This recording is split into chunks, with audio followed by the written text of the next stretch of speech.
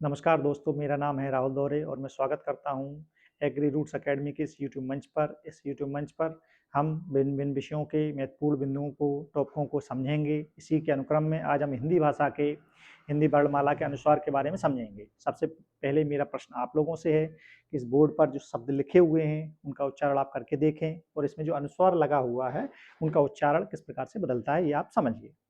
सबसे पहले इस संतोष शब्द को हम पढ़ते हैं, तो इसमें जो अनुस्वार लगा हुआ है इसका उच्चारण करते हैं, संतोष निकलता है, संतोष। यहाँ अनुस्वार का उच्चारण जो है ना के रूप में हो रहा है, जबकि पा ये पंप जब शब्द का उच्चारण करते हैं तो अनुस्वार का उच्चारण माँ के रूप में हो रहा है।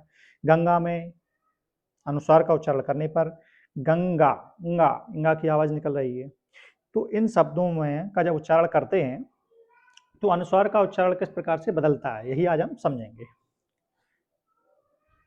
हिंदी वर्णमाला में स्वरों को, व्यंजनों को कई अलग अलग प्रकार में बांटा गया है। इसी प्रकार से हिंदी वर्णमाला में कुछ व्यंजनों को वर्गों में विभक्त किया गया है, जैसे कि ये का वर्ग, का लाइन, का वर्गों वाले, का वर्ण वाले जो व्यंजन होते हैं जो इस लाइन में आते हैं उन्हें का वर्ग बोलते हैं। चा चा जा जा जा ना, टा ठा डा डा ता था ना ना, पा पा पा मा, ये शब्दों को या जो वर्ण हैं उनको अलग अलग वर्गों में बांटा गया है।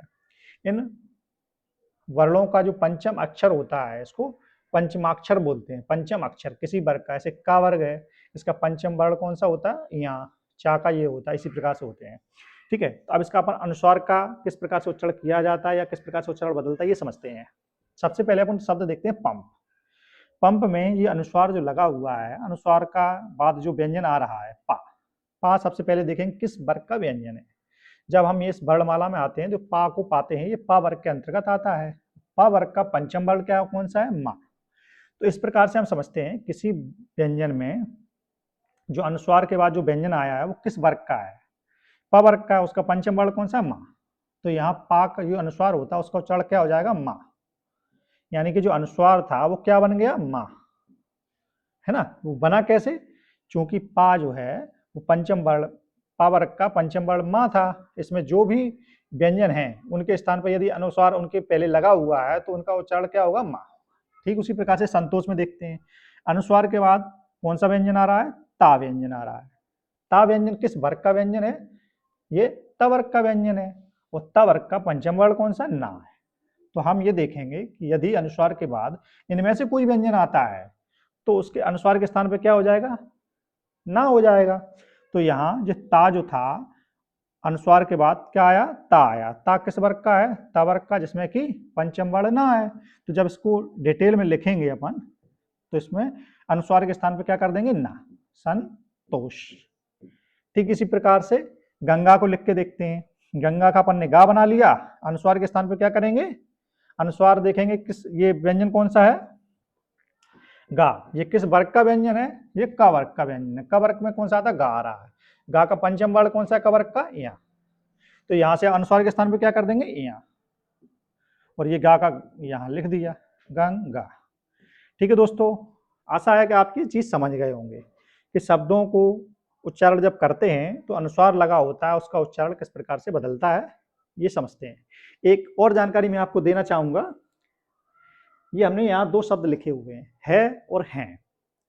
है ये एक वचन है और हैं ये बहुवचन है। कई लोग हिंदी जब लिखते हैं तो वो अशुद्धियां करते हैं। सही शब्द का उच्चारण सही स्थान पर, दोनों ही शब्द आपस में सही हैं और दोनों का उपयोग अपने अपने स्थान पर किया जाना चाहिए।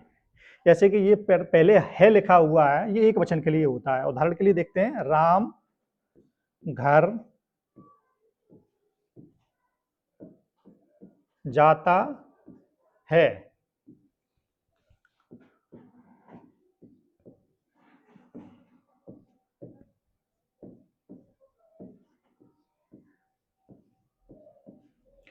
अब आप इसको क्या पढ़ेंगे, वे घर जाते हैं। हैं जब इसका उच्चारण करते हैं तो निकलता है और इसका उच्चारण करते हैं तो ये हैं। यहाँ राम एक वचन है इसलिए उसका उच्चारण क्या आ रहा है। राम घर जाता है वो एक वचन है बोलते हैं। और जब ये बहुवचन हो जाता है, वे घर जाते हैं, तो ये बहुवचन हो जाता है। इस प्रकार से हम दोनों शब्दों का अर्थ समझ गए। है एक वचन के लिए है और हैं बहुवचन के लिए।